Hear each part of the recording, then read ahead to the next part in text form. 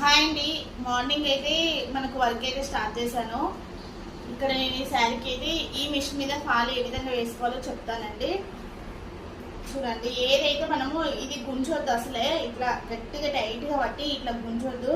ఇది కూడా సరే నార్మల్గా పట్టేసుకొని ఈ విధంగా స్టిచ్చింగ్ చేయాలి.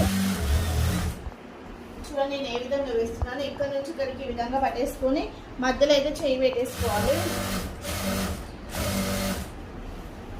నీట్గా కుట్టుకున్నామంటే మనకు నీట్ ఫినిషింగ్ ఉంటుందండి.